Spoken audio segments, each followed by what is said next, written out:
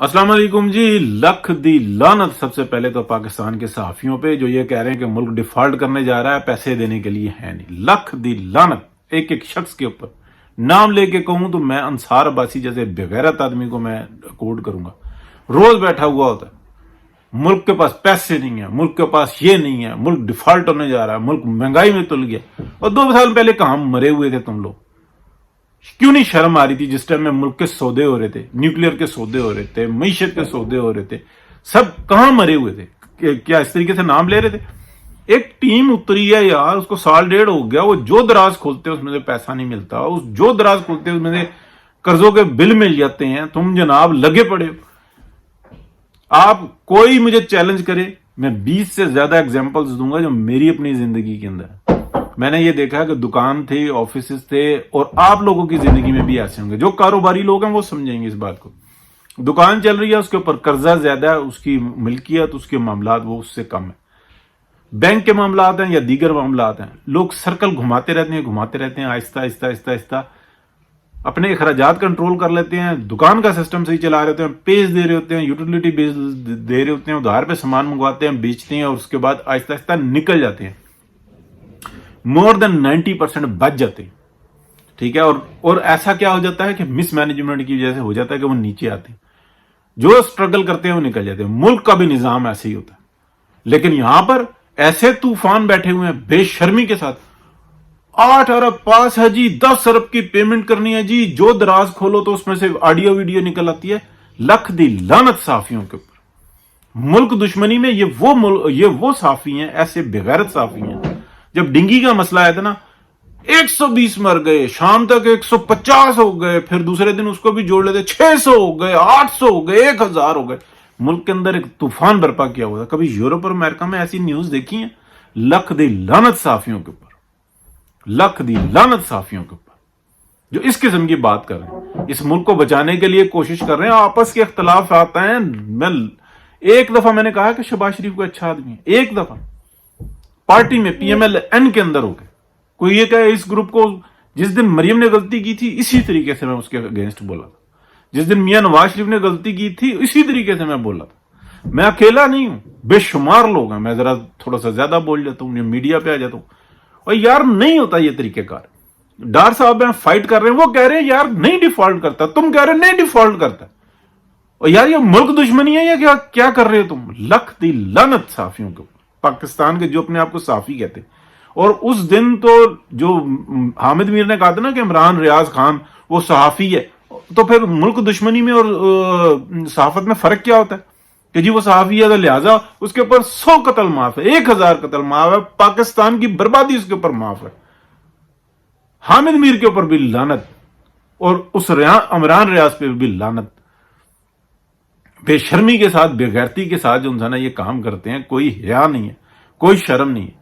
किस तरीके से, मतलब मुल्क के अंदर सैलाब आया हुआ है, तुम न्यूज क्या दे रहे हो?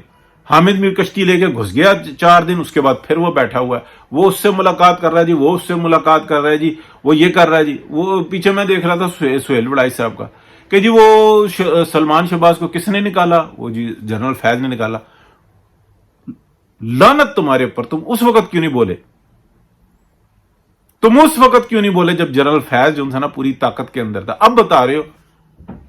और मैं तो उस वक्त भी अल्लाह का शुक्र है, मेरी जितनी समझ लेता हूं ना जिस चीज को, उस दिन भी मैं कह रहा था और आज भी कह रहा हूं कि वही डॉक्ट्राइन की ये BCD कह लो, ये टीम ये खेल रही है।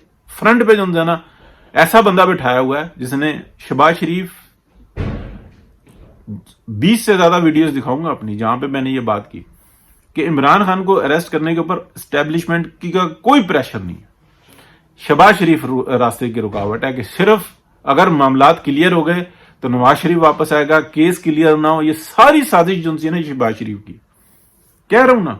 लेकिन इकोनॉमी के ऊपर नहीं बोल रहा, ये निकाल लेंगे। ऑनेस्ट आदमी है शहबाज शरीफ, लेकिन उसके अंदर जो है ना बोझ है, ये हर शख्स के अंदर देखा जाता है। ये बिल्कुल ऐसी ही फैमिली होती है जैसे आपकी सुनने वाले की जो अपनी फैमिली है ना, उसके अंदर देखें बहुत सारे लोग किसी जगह पे कमजोर होते हैं, अपने बच्चों के मामले में कमजोर होते हैं और वो तबाही फेर देते हैं। बहुत सारे लोग सिर्फ रोटी खाने के लिए ना, एक अच्छी रोटी खाने के लिए سارے معاملات کو تباہ کر دیتے ہیں. یہ میں جو مثال دے رہا ہوں نا، جو خاندان والے لوگ ہیں نا وہ بتائیں گے. جسٹ زبان کے چسکے کے لیے اس کو پتہ ہی نہیں ہوتا کہ کس کن معاملات کو کیسے کیسے میں خراب کروں، تباہی پھیر کے رکھ دیتے. اور ویسے معاملات میں بالکل بہترین ہوتے ہیں، کاروبار اچھا کرتے ہیں، لین دین اچھا کرتے ہیں، لیکن ادھر کی ادھر، ادھر کی ادھر، ادھر کی ادھر لگاتے ہیں. یہ عام بیماریاں ہوتی ہیں. وہ کیا یہ سیاستدان یہ ان بیماریوں سے بچے ہوئے ہوتے ہیں؟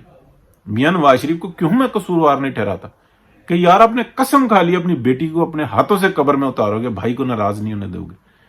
حالانکہ ہم یہ بات کہتے ہیں کہ یار یہ 22-25 کروڑ عوام کی مستقبل کا مسئلہ ہے.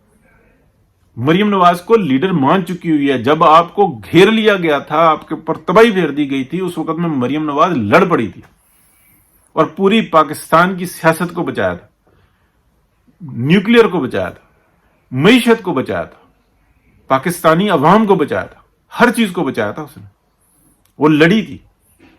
اس وقت میں کہاں تھا سلمان شہباز؟ اس وقت میں کیوں نہیں بول رہا تھا حمزہ؟ اس وقت میں یہ شہباز شریف کیوں اندر ہو کے خود سے ریکویسٹ کر کے اپنے آپ کو اندر کروایا تھا؟ یہ 2 نمبر، یہ ہمارا وزیر اعظم. یار حق سچ کی بات کرو. لیکن معیشت جی 10 ارب پاس ہیں، 8 ارب پاس ہیں، 4 ارب پاس ہیں. وہ ایک بندہ وزیر خزانہ ہو کے وہ کہہ رہا نہ کرو، ایسے کام میرا ہے میں کر لوں گا. اس کو کہتے ہیں ملک دشمنی.